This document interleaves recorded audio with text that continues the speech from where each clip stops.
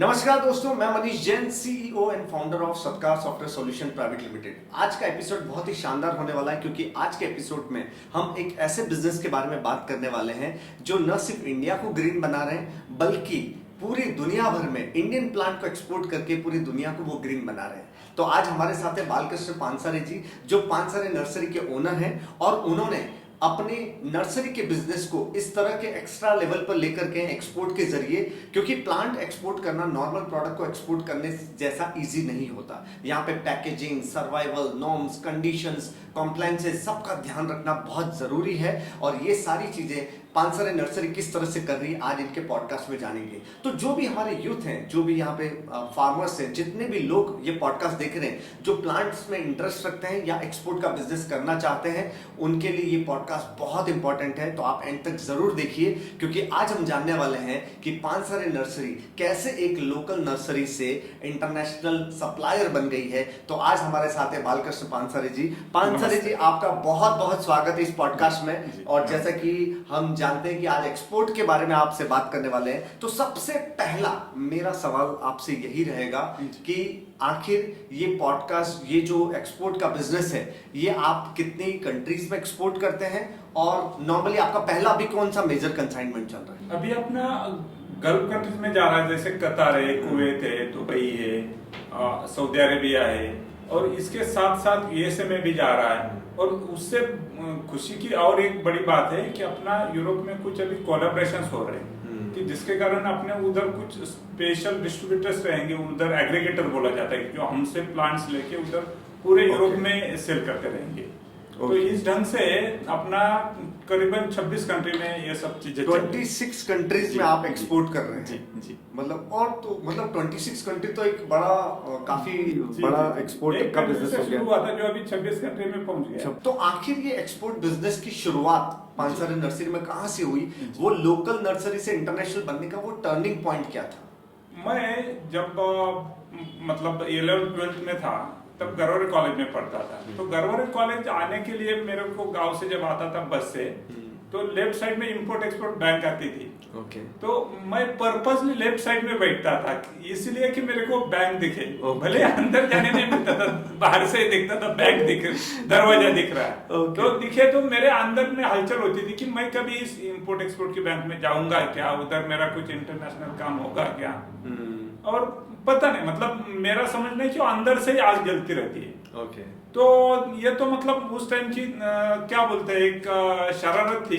लेकिन वहां से जो चालू हुई, मैं फिर 12th किया, इंजीनियरिंग करके एग्रीकल्चर में आके जो पिताजी का बिजनेस था वो सेट करने के बाद मेरे पास टाइम बचा।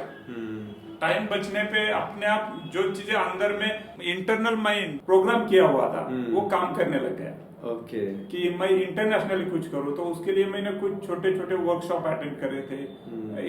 नेट पे एक्सप्लोरिंग भी चालू किया था कि मैं इंटरनेशनल में कैसे काम कर पाऊंगा। तो सुपर पावर ये सब सुनती रहती है, ऐसा मेरा मानना है। एक दिन शाम को पिताजी, हम छोटे भैया सब हम बैठे थे इन चीजों पे, मतलब ऐसे इन जनरल डिस्कशन करते, तो मेरे को एक कॉल आ गया। और मेरे लाइफ का फर्स्ट इंटरनेशनल कॉल था। आप गेस करो कि जिंदगी में पहला कॉल उठाना क्या मजा होती है। तो वो भी इंटरनेशनल yes. तो सामने से मिस्टर मनी करके एक हमारे क्लाइंट है, अभी भी क्लाइंट है, वो बात कर रहे थे। तो उन्होंने मेरे को पूछा कि आप एक्सपोर्ट करोगे क्या? तो मैंने बोला हाँ कर देंगे। अभी देखो इधर एक्सपोर्ट का शुरुआत तो नहीं था मेरा, लेकिन अंदर से रुतबा था कि मैं एक्सपोर्ट करूंगा। तो उनको मैंने हाँ बोल गया मेरे मुंह से कि हाँ करूंगा, जबकि एक्सपोर्ट की कोई फैसिलिटी आपके पास उस वक्त नहीं थी। मतलब सेटअप नहीं था। फिर वो बातें पूछते गए क्योंकि उनको मतलब एज ए क्लाइंट उनके मन में जो भी था वो उन्होंने रैपिड फायर का एक राउंड चला दिया। तो फॉर्चुनेटली उस राउंड में मैं पास भी हो गया। मतलब वहां तक जो मैंने लगाव से काम किया था वो सब उधर मेरे को काम में आ रहा था। तो वो सब होने के बाद उन्होंने मेरे को एक फर्स्ट ग्रीन सिग्नल दे दिया कि मैं फार्म पे, आपके फार्म पे विजिट करता हूँ, तो वी विल प्रोसीड। तो इस ढंग से वो फार्म पे आए, डिस्कशन हुआ और हमारा एक्सपोर्ट का फर्स्ट शिपमेंट कतर के लिए चला गया। तो वहां से आपकी पहली शुरुआत हुई। जी जी जी जी तो कतार से आपने शुरुआत की जी। इसके बाद 26 कंट्रीज तक आप पहुंच जी, गए जी। और इस तरह से आप प्लांट का एक्सपोर्ट करने लगे। Exactly। लेकिन जैसा कि हम जानते हैं कि प्लांट जो है वो एक लिविंग थिंग है, जी। उसमें भी जीव होता है। जी। तो एक नॉर्मल प्रोडक्ट को एक्सपोर्ट करने जैसा इजी नहीं होता प्लांट को जी, एक्सपोर्ट जी, करना। उसमें जी। बहुत सारे नॉर्म्स कंडीशन, हर एक जी। कंट्री की आई थिंक अलग अलग कंडीशंस जी होती है, हाँ, अलग अलग जी, नॉर्म्स होते हैं, जी। कॉम्प्लायंसेस, हम्म। ये सब फॉलो करना होता है। तो आप कैसे इंश्योर करते हैं कि एक प्लांट एक कंट्री से दूसरी कंट्री तक इजीली अच्छे से वो वहां तक पहुंच जाए, या आप कैसे इंश्योर करते हैं? जी। इंडिया में इस टाइप का कुछ रेडीमेड डाटा अवेलेबल नहीं है, और दूसरी बात कोई कॉम्पिटिटर एक दूसरे को डाटा शेयर भी नहीं करेगा। तो इसके लिए मेरे को खुद का कुछ R&D करना पड़ा कि उसका टेम्परेचर कितना रखना पड़ता है, वो विदाउट लाइट कितने दिन तक प्लांट सर्वाइव होता है, उसको वाटरिंग नहीं करे तो कैसे सस्टेन करना है। इन सब चीजों पे मतलब मेरे को कुछ स्टडी करना पड़ा, और वो करने के बाद मैंने कुछ मेरे कंक्लूजन्स निकाले, और वो सब करते करते उसका पैकिंग, उसका ये ह्यूमिडिटी, टेम्परेचर, और अंदर में एरिएशन भी चाहिए प्लांट्स को। तो इन सब चीजों पे हमने ठीक से एक हमारा SOP बनाया। ओके। और अभी वो SOP फॉलो होता है, जिसके कारण प्लांट्स सेफली वहां तक पहुंच जाते हैं। और ये हर कंट्री के लिए हमको अलग से डिजाइन भी करना पड़ता है। जैसे अभी यहाँ से गल्फ कंट्री जा रहा है प्लांट, तो गल्फ कंट्री तो मानो दुबई जैसा कंट्री तो 6 या 7 डे पे प्लांट जाता है, जहाँ हम पत्ता भी सूखने नहीं देते तो प्लांट उधर पहुंच जाता है। उधर ही मानो कोई सऊदी अरेबिया या दूसरा कंट्री है तो थोड़ा टाइम ज्यादा लगता है। और पर्टिकुलरली जो हमारा यूरोप में वगैरह जाता है तो उस केस में तो 20 to 30 डेज लगता है। ओके। तो उधर की पैकिंग स्टाइल्स अलग होती है, उधर का एरिएशन जो रखना है अंदर में वो सब अलग होता है। तो जो कंट्री जितने ज्यादा टाइम लगता है पहुंचने हाँ, में, हाँ। उतना पैकिंग स्टाइल उसका चेंज हो जाता है। पैकिंग स्टाइल चेंज होता है पर्टिकुलरली, और उसके साथ में उसका जो एरिएशन उसको भी टेक केयर करना पड़ता है। ओके जी। तो ये और डॉक्यूमेंटेशन भी कुछ अलग रहते हैं। डॉक्यूमेंटेशन में कैसे होता है ना कि स्पेशल चीज, या मतलब हमेशा बोलते हैं ना कि एक्सपोर्ट में कोई आदमी फंस गया या बर्बाद हो गया, तो आप समझ लो कि अपने कंट्री का सिर्फ आपको कस्टम फॉलो नहीं करना होता है, सामने कंट्री का आपको कंप्लाई करना होता है। आप कुछ गलती करे, भले आपके कंट्री का आपने कुछ आगे पीछे करके उसको कन्विंस करके पास करवा लिया, लेकिन सामने वाले कंट्री में तो आपका कुछ कंट्रोल नहीं है।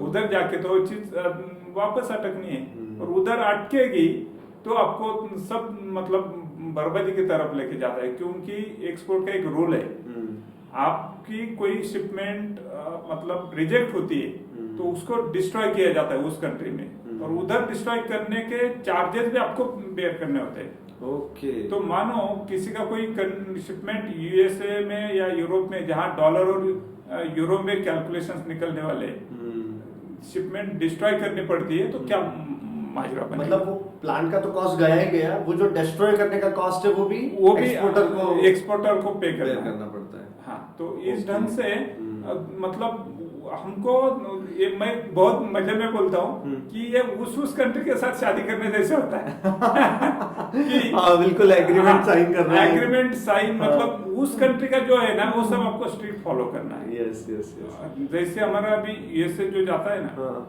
तो उनका रूल है कि प्लांट्स को फर्स्ट डे से आप विदाउट सॉइल ग्रो किया रहना चाहिए, और सॉइललेस में ग्रो किया रहना चाहिए। तो पहले दिन से सॉइललेस ग्रो करना ये अपने आप में बहुत बड़ी चैलेंज है, और ये सब करते समय उनके पास टेक्नोलॉजी भी बहुत अच्छी है। मतलब मैं पिछले कंट्री से ज्यादा काम नहीं कर रहा हूँ, जो डेवलप्ड कंट्री ना उनके साथ काम करने से मेरा खुद का रुतबा बढ़ रहा है, मेरा खुद का कॉन्फिडेंस बढ़ रहा है, और मेरा क्वालिटी इम्प्रूव हो रहा है। जैसे इसमें और एक नॉर्म होता है कि आपका कंटेनर जब जाएगा तो वो पूरा स्कैन होता है। तो उसमें सॉइल कंटेंट कितना है ये भी उनको तो स्क्रीन पे दिख के आता है। तो इन सब चीजों को आपको ध्यान में रखना पड़ता है, और वो स्क्रीन पे दिख के आएगा, और जरा भी जो उनके नॉर्म्स को फॉलो नहीं कर रहा है तो वहां पे आपका कंसाइनमेंट वहीं पे रुक जाएगा। कस्टमर ऑफिसर को सिर्फ बोलना है कि इट्स रिजेक्टेड, तो खत्म हो गया, खत्म हो गया। अब वो वापस भी आने से रहा, वो वहीं पे डिस्ट्रॉय होगा। जी जी जी डिस्ट्रॉय होगा। ओके, तो बहुत ज्यादा ध्यान रखना पड़ता है एक्सपोर्ट के बिजनेस में, बिकॉज नॉर्मल प्रोडक्ट एक्सपोर्ट वैसे ही हो जाते हैं, लेकिन प्लांट को एक्सपोर्ट करना और इतने सारे नॉर्म्स फॉलो करने के बाद वो सुरक्षित जिंदा प्लांट वहां पहुंच जाए, ये बहुत बड़ी बात होती है। जी जी जी। अब मुझे ये बताइए कि ये जो इंटरनेशनल बायर हैं वो इंडियन प्लांट्स को क्यों प्रेफर करते हैं, और इंडिया के बायोडाइवर्सिटी एडवांटेज का उनको कितना फायदा होता है? हाँ, अभी देखिए इंडिया के बायोडाइवर्सिटी का बेनिफिट होना चाहिए, लेकिन वो नहीं हो रहा है। दुर्भाग्य से क्या हो रहा है ना कि 200-300 साल 400 साल जो कुछ इंडिया ने गुलामगिरी में गुजरे हैं ना, तो आज भी अपन लोग उनको फॉलो करते आ रहे हैं। करेक्ट। इसीलिए इंडिया में प्लांट्स का इंपोर्ट बहुत है, एक्सपोर्ट बहुत, मतलब एक्सपोर्ट इंडिया में है नहीं। ओके। हम 2-3 लोग हैं जो गिने चुने एक्सपोर्ट करते हैं, अदरवाइज इंडिया में प्लांट्स इंपोर्ट करके बेचा जाता है। ओके। आप सोचो कि हिबिस्कस जो जासवंत का प्लांट है ना, वो इंडिया का नेटिव है। Okay, hibiscus. हिबिस्कस, हाँ ओके। हिबिस्कस। तो वो हॉलैंड से इंपोर्ट हो रहा है इंडिया में, जबकि वो इंडिया का नेटिव है। ऐसा क्यों? ऐसा इसलिए हो रहा है कि अपने उस पर कुछ फोकस नहीं किया, उसका कुछ मतलब जेनेटिकल बैंक मेंटेन नहीं किया, उसका कुछ जो मतलब टेक्नोलॉजी चाहिए, उसकी वैरायटीज बनानी चाहिए, कुछ नहीं किया। तो वो लोग ये उठा के लेके गए और वापस इंडिया को बेच रहे हैं। मतलब अभी भी अपन गुलामगिरी के कुछ हद तक संभाले हुए। ओके, मतलब तो वो यहाँ से प्लांट लेके गए और उन्होंने वहां पे डेवलप किया और अलग अलग उसमें वेरिएशंस लेके आए और वो वापस इंडिया। एग्जैक्टली। तो इन चीजों से बहुत दर्द होता है अंदर से। मेरे को जितना पॉसिबल है उतना तो मैं कर रहा हूँ, क्योंकि आप मेरे को थोड़ा ओवर पैट्रियोटिक भी कह सकते हैं कि मैं इंपोर्ट नहीं करता, एक्सपोर्ट में ज्यादा ध्यान दिया। और एक्सपोर्ट में आपको इंपोर्ट से ज्यादा मेहनत उठानी पड़ती है, क्योंकि एक्सपोर्ट में सामने वाले से भी प्रोसीजर में जाना है, तो वो थोड़ा सा चैलेंजिंग होता है। इसीलिए लोग आसानी से पैसा पाने के चक्कर में इन चीजों से हट जाते हैं। ओके जी। तो जिस तरह से अभी जब हम एक्सपोर्ट की बात कर रहे हैं, तो जैसे आपने बताया कि इंडिया में बहुत गिने चुने लोग हैं जो एक्सपोर्ट करते हैं, बिकॉज इंडिया ने एग्रीकल्चर पे फोकस नहीं किया, ठीक है। लेकिन आपके ये इंटरनेशनल बायर मेजरली कौन होते हैं? लैंडस्केपर होते हैं या फिर रिसोर्ट वाले होते हैं या गवर्नमेंट होती है? कौन आपसे बाय करता है? ये अलग अलग होता है। जैसे आप देखो कि यूरोप हो, यूएसए हो, तो उधर एग्रीगेटर करके एक कंसेप्ट होता है। एग्रीगेटर कि वो लोग दुनिया भर से सब इंपोर्ट करेंगे, तो वो बंदे मेरे से भी इंपोर्ट करते हैं और उनके कंट्री में वो सेल करते हैं, डिस्ट्रीब्यूट करते हैं। उसी टाइप से आप गल्फ कंट्री में जाओ तो उधर नर्सरीज है जो हमसे इंपोर्ट करती है और उधर लैंडस्केपर को देती है। वही आप जो छोटे आइलैंड्स है, मॉरिशस हो, मालदीव हो, श्रीलंका हो, तो इधर में एंड यूजर डायरेक्ट हमसे इंपोर्ट करता है और उसका जो कोई एग्जीक्यूटर है लैंडस्केपिंग एग्जीक्यूट करने वाला, तो उसको दे देते। तो वो कंट्री वाइज बदलता रहता है। ओके, हर कंट्री वाइज अलग अलग लोग आपसे बाय करते हैं, जहाँ जिस तरह के नॉर्म्स होते हैं। कहीं गवर्नमेंट बाय करेगी, कहीं उधर का कल्चर, नॉर्म बोले तो उधर का स्टाइल है, उधर का स्टाइल। तो ये लोग आपको किससे कांटेक्ट करते हैं, कैसे कांटेक्ट करते हैं? देखो, हमारा शुरुआत में जो शिपमेंट गया तो उसका जो क्वालिटी और उससे ही हमको कस्टमर जुड़ते गए।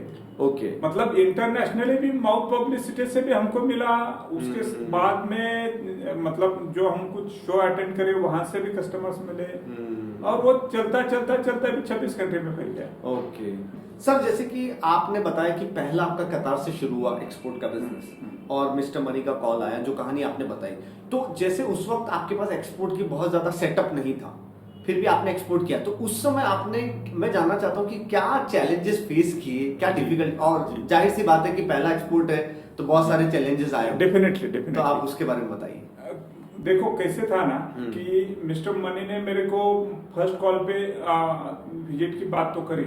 विजिट पे आने के बाद उनको मैंने राउंड पे लेके गया, जो भी मेरा मतलब ऑनगोइंग काम था वो सब एक्सप्लोर करवाया, तो उससे खुश तो रहे। और जाते मतलब निकलने के पहले उन्होंने मेरे को डिसीजन भी दे दिया कि मैं आपको ऑर्डर प्लेस करता हूँ। लेकिन इसमें इंटरेस्टिंग चीज क्या थी ना कि वो मेरे पे बिलीव करने लगे, लेकिन उसका मतलब ये नहीं कि वो मतलब एक हद से ज्यादा बिलीव करे। एज ए बायर मैं उनकी जगह जाके देख रहा था कि उनको मैं कैसे हैंडल करूँ, क्योंकि मेरे पास पहले एक्सपोर्ट का कोई एक्सपीरियंस नहीं है और सामने वाला तो मेरे को चांस देने जा रहा है। पहली बात तो थी फाइनेंशियल की, कि मैं भी विदाउट एनी पेमेंट वो शिपमेंट कर नहीं सकता, और पूरा पेमेंट दे तो वो क्यों दे। उनको भी चिंता रहनी चाहिए ना कि वो मैं नहीं बना पाया तो।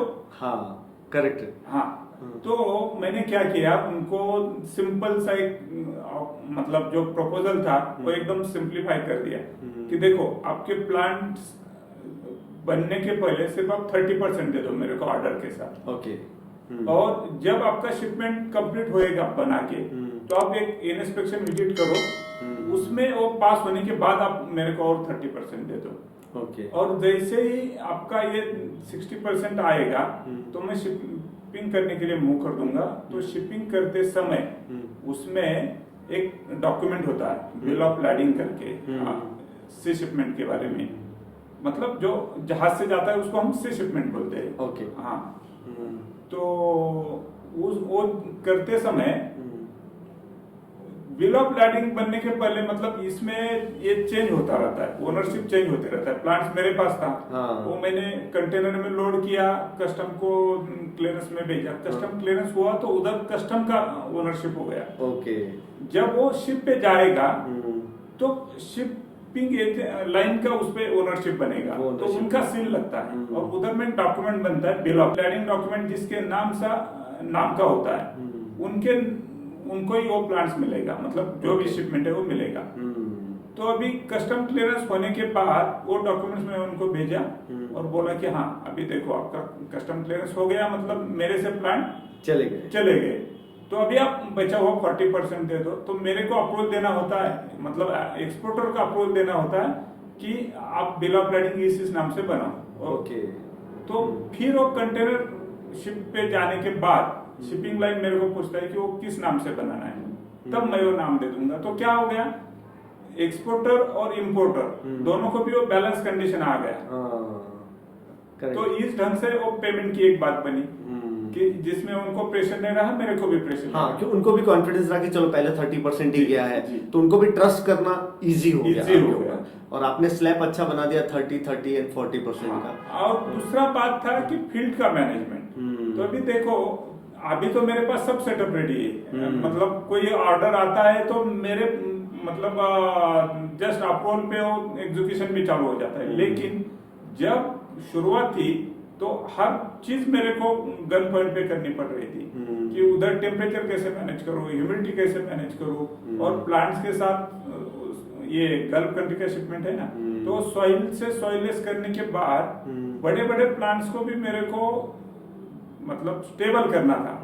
तो उसका जो कुछ मेरे पास मतलब पढ़ा हुआ नॉलेज था, मैंने गैदर किया हुआ नॉलेज था, वो सब मैंने इस ढंग से अप्लाई किया कि जब मनी साहब और उनके एक मतलब दोस्त थे, तो उनको हम प्यार से माऊ बोलते हैं। अच्छा। ये मनी है तो उसको माऊ बोलते हैं, मनी माऊ होती है ना मराठी वैसे।